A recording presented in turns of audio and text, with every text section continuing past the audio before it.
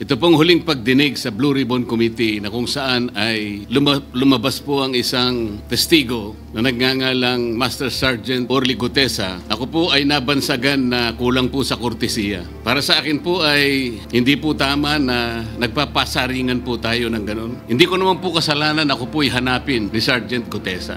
Hindi ko po siya kilala eh.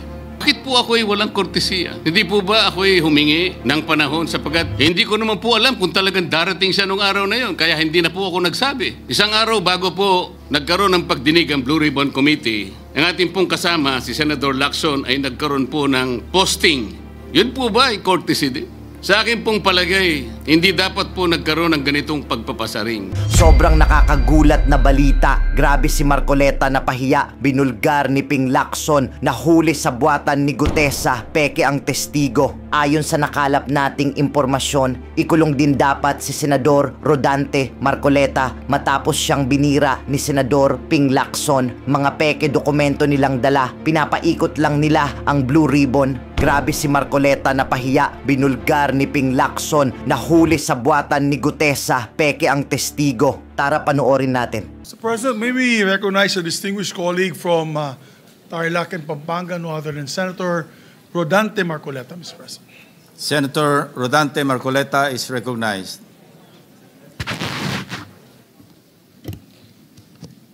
Marami pong salamat, Mr. President.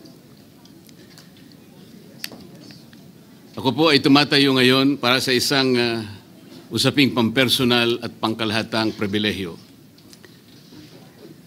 Ginoong Pangulo, ang gulo-gulo na po natin.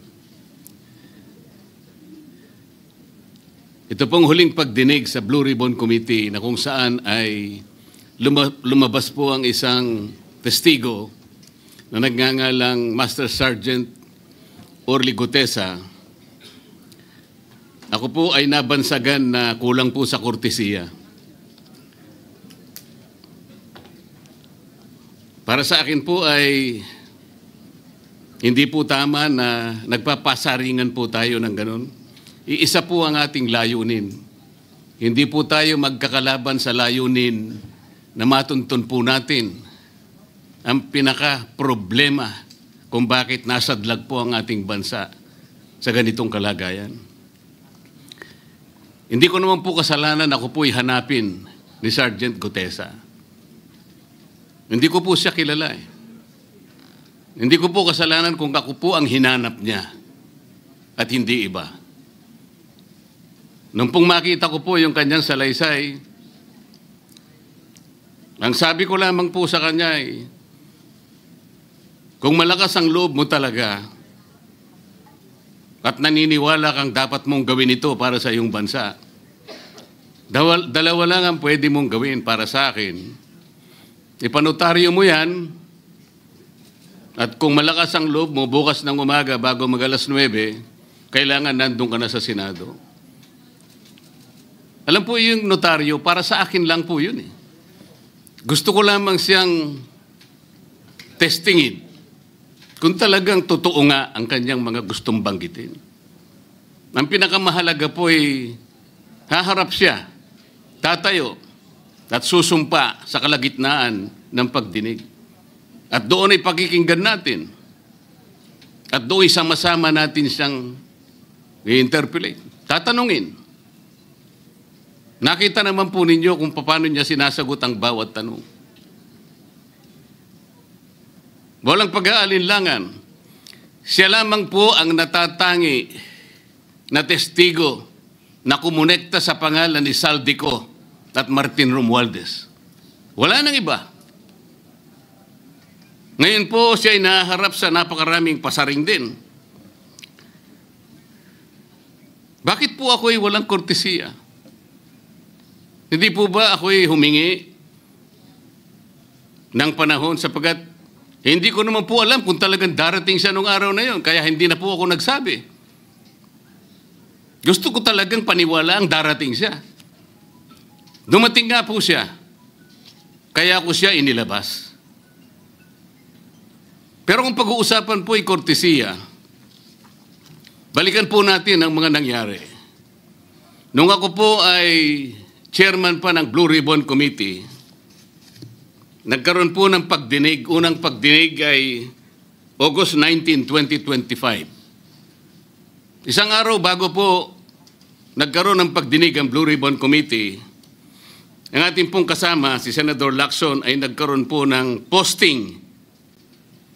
Sa Twitter po yata ito, hindi po ako sanay dito eh. Babasahin ko po, August 20, 2025. The Senate Blue Ribbon Committee hearing yesterday is akin to the cart going ahead of the horse.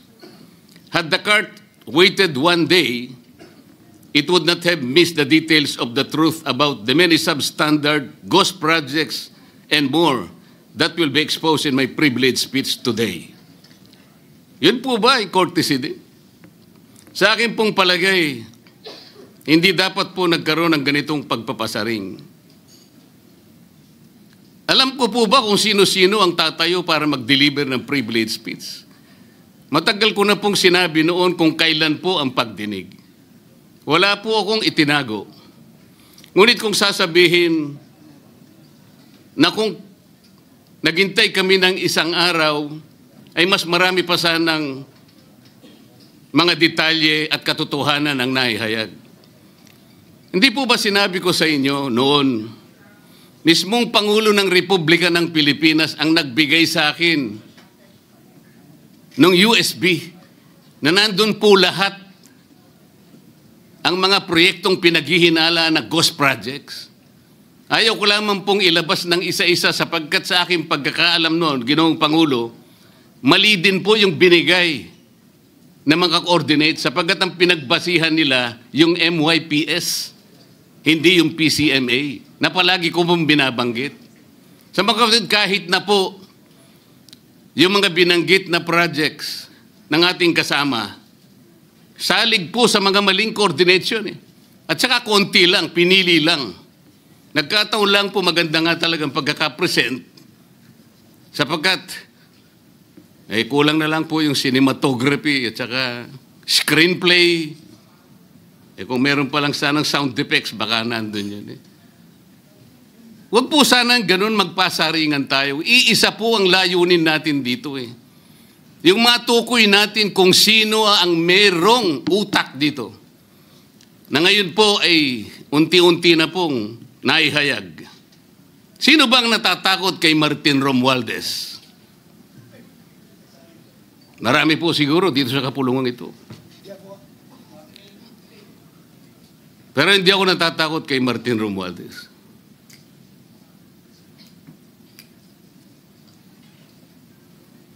Ngayon po, kino-question po yung notarization ng statement ni Gutesa.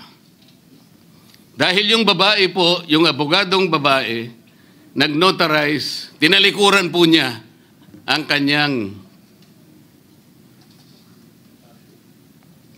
signature, yung kanyang pirma. Nandyan po ba yung assistant natin para ipakita po natin? Ayan po yung huling bahagi ng dokumentong ninotaryo doon sa opisina ng abogadang babae na ngayon ay tinatalikuran niya ang kanyang pirma. Doon sa right side po, ayan po yung ninotaryo sa dokumento ni Gutesa. Yung kaliwa po ay iba pong dokumento. Tingnan po ninyo yung pagkakahawig. Ibig po ba ninyong sabihin, Ginoong Pangulo, yun pong notarial details, na yun po yung kulay blue, na kung saan nandyan yung PTR, nandyan po yung MCLE number, nandyan po yung kanyang roll number, ang kanyang address. Nakuha po ba ni Gutesa mula sa opisina ng abogada at in-stamp niya? Pagkatapos po yung detalye na nasa bandang kaliwa na kung saan makikita nyo document number, page number, book number, series of 2025. Makukuha po ba ni Gutesa mula sa libro, mula sa notarial register ng abogado? Paano niya makukuha? Tingnan po ninyo yung kabila, ganun din. Bakit po natin hahanapan ngayon si Gutesa at sasabihin pa natin dahil lamang tinalikuran ng babaeng nagnotaryo ang kanyang pirma? Pangkaraniwan na po kasi, Ginoong Pangulo, kahit pumunta kayo sa maraming lugar na kung saan nagnotaryo, hindi nyo po makikita roon ang abogado. Iaabot nyo lang sa kanyang papel ninyo, pagkatapos isosoli niya sa iyo, pagkatapos niyong magbayad. Itatanong po ba ni Ginoong Gutesa, bago siya umalis, tatanungin po ba niya doon sa babaeng kausap niya kung sino man yun, Madam, kayo po bang may pirma nito? Wala pong ganun eh. Ngayon, kung tatalikuran po ng abogado na yon ang kanyang pirma, ako na po mismo ang magdidirect ng prosecution sa kanya para ma-disbar siya, sapagkat ginagamit po niya yung opisina na yon. Pakita po ba natin, pwede po nating ipakita yung opisina, yung kanya, ayan po yung kanyang lugar.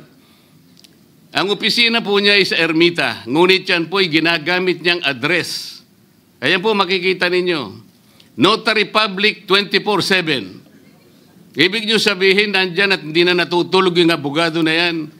Sigurado meron isang tao dyan na pumipirma. At ginagaya na lamang ng kanyang staff o secretary yung pirma niya. Ganyan po palagi. Kalakaran. Kalakaran, ngunit hindi tama.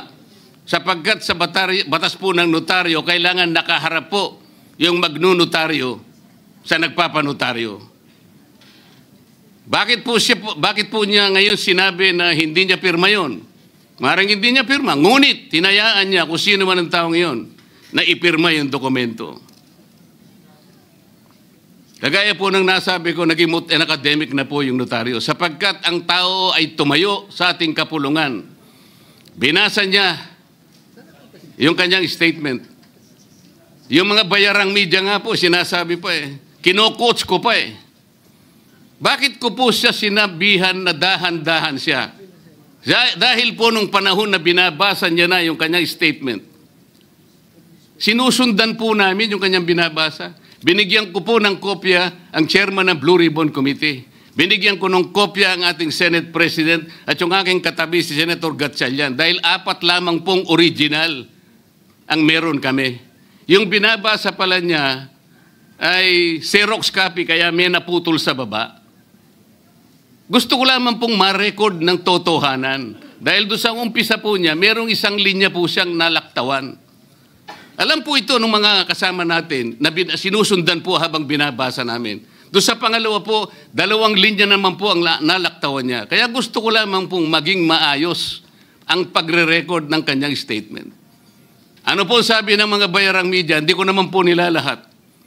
Kaya ako po hindi nagpapa-interview sa kanila eh. Alam ko po ang karakter ng ating media ngayon. Nakakaawa na po ang kalagayan. Binanggit na po ng dating Senate President ang nangyari do sa statement ni Diskaya. Siya ang kauna-unahang nagbigay ng statement na kung saan binanggit ang 17 congressmen. Ngunit nakakapagtaka. Hindi na po natin tinutuntun yung 17 na yun. Kagaya na nga sinabi ng Senate President, napupunta na, natutuon na yung pagtuntun sa mga kasama natin dito. Bakit po? Natatakot ba tayo kay Martin Romualdez? Siguro po, yung iba sa inyo natatakot. Ginoong Pangulo,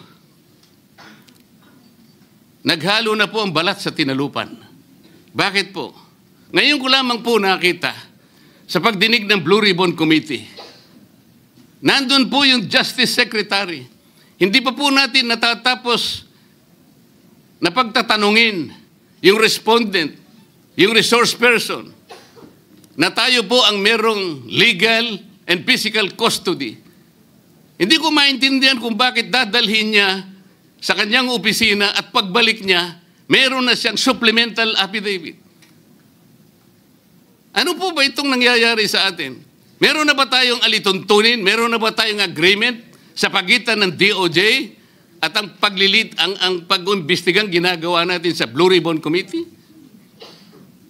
Hindi ko na po maintindihan kung ang Blue Ribbon Committee is the investigative arm of the Department of Justice. Ang sabi ko po nung nasa 5 pagdinig pa lang tayo, sapagkat nakikita ko na po ito, kaya po naghangad pa ako sa ating chairman no na sana'y paraanin niya ako, meron lang akong gustong isang guni muna at pag-usapan sana muna. Eh, hindi naman po ako nabigyan ng pagkakataon kaya nagkaroon pa po ng konting sagutan doon. Ito po yung gusto ko sanang ayusin muna, pag-usapan muna natin. Lalong-lalo na po ang kaugnayan natin sa bagong tatag na ICI, Independent Commission on Infrastructure. Ano po bang ugnayan natin dito? Hindi po ba tayo mag-uusap muna? Hindi ba tayo gagawa ng regulasyon muna? Meron po tayong mga doktrinang isinasaalang-alang. Nasaan na po ang institutional boundaries? Nasaan na po ang separation of powers? Nasaan na po ang system of checks and balances? Di ba natin isasaalang-alang ito? Dadalawang tao lamang po ba ang mamamagitan sa pagitan ng mga institusyon na ito? At mawawala na po kami sa picture? Are we supposed to be kept in the dark, Mr. President? Yung po, kung ba sinabi ng ICI na isa sa kanilang mga poder, kapag ka nag-request po sila, makakakuha sila ng impormasyon sa House of Representatives, sa Senate, sa Korte, sa Sandigang Bayan, at kahit sinong otoridad. Ibig ba sabihin wala na tayong opsyon na tumanggi? Kailangan po natin pag-usapan muna yon. Ang nangyayari po sabog-sabog na po eh. Baka nga yun ang isang dahilan kung bakit nag-resign po yung advisor na si Mayor Magalong ng Baguio. Yung pong mga pasaring, ito po yung nakakapagbigay sa atin ng hindi naman kailangang pag-aaway-away o pag-aalitan. Hindi po maganda sa ating panig ito. Tingnan lamang po natin yung interview sa DCMM ng ating kasamahan, chairman ng Blue Ribbon Committee, ng mga host ay si Victoria Tulad at si Christian Yosores noong September 28, 2025. Ang tanong po nila, ilang hearings pa ang nakikita ninyong gagawin ninyo? Ang sagot po ng ating kasama, Senator Lacson, yun ang hindi ko pa masabi. Dahil kung may bagong lumalabas na mga testigo at masustansya yung sasabihin, meron pang mga kakulangan na dapat na mapunuan, magtawag tayo ng pagdinig. Tama naman po yun. Pero ito pong pangalawang saknong, ang sabi po, pero kung paulit-ulit lang at masa-sidetrack o kaya palihis yung direksyon ng inquiry, yun ang i-assess namin kasi medyo lumihis na. Ano po yung lumihis? September 28, dito lumabas si Master Sergeant Orly Gutesa. Lumihis po ba o dumiretso? Mula kay Saldico, ikinonekta po niya kay Martin Romualdez. Sa akin palagay, dumiretso po, hindi tayo lumihis eh. Pagkatapos tinanong pa po, do you think po, coach po si Gutesa? At iba pong observation, baka si Senator Rodante Marcoleta dahil parang sinabihan siya nung nagbabasa siya. O nalimutan mo, balikan mo itong paragraph na ito. Naipaliwanag ko na po kung bakit ko lamang sa sinansala at sinabi kong balikan mo sapagkat meron nga po siyang nalalaktawan base po sa sinusundan namin na binabasa niya na dokumento. Ang sagot po ni Senator Lacson, medyo natawa pa nga siya, kayo nang humusga sa lahat ng yan, tayo nag-viral na. Siguro, ang sasabihin ko na lang, yung hula nyo, yun ang hula ko. O hula ko, hula nyo. Parang, your guess is as good as mine. Hindi po maganda yung inference eh. Parang ang lumilitaw, kinots ko eh. Bilang isang abogado, magmula po nung ako'y maging abogado, inisip, hindi ko po ginawa yung mga bagay na ito. Kumisan nga ako eh. Hindi na abogado, sila pa yung nagsasabi eh. Katulad po ni Saldico. Ang sabi ko lang naman po eh, matunog na yung pangalan niya, napakaraming sources na nagsasabi, kumukonekta kay Saldico, pwede ba natin siyang imbitahin? Ang sabi po, hindi na raw siya imbitahin because of interparliamentary courtesy. Ang sabi ko po, ang interparliamentary courtesy hindi po nalalabag kung iimbitahin lang siya. Halimbawa, invitation letter lang. Nagawa ko po yun kay Congressman Toby Chanco. Voluntaryo po yun eh. Kung darating siya, salamat. Kung hindi siya darating, okay lang. Ngunit, ang pinag-uusapan natin ay problemang kasangkot na po ang kinabukasan ng ating bansa. Sasabihin ba natin interparliamentary courtesy? Nakikinig po ang buong bayan. Tatakpan po ba natin ng dahil sa interparliamentary courtesy? Nakasulat po ba sa bato yun? Absolute po ba yun? Yun po yung aking ikinasasama ng loob eh. Hindi po tayo dapat mag-away-away. Iisa po ang ating layunin. Ang ating bansa ang pinaka-importante sa ating lahat. Bakit po kinakailangang ilihis natin? Bakit po tayo gagawa ng paraan para pagtakpan po natin ang hindi dapat pagtakpan? Ginoong Pangulo, ngayon po'y masasabi ko, si Master Sergeant Orly Gutesa ay mas credible pa po kaysa sa marami sa atin dito sa kapulungan ito. Si Master Sergeant Orly Gutesa, mas matapang kaysa sa mas marami dito sa ating kapulungan. Maraming salamat po, Ginoong Pangulo. Thank you, Senator Marcoleta. Majority Leader. Ngayon, ikaw, bilang Pilipino, ano ang masasabi mo at reaksyon sa balitang ito? Mag-iwan ka ng komento sa ibaba at atin pong babasahin isa-isa.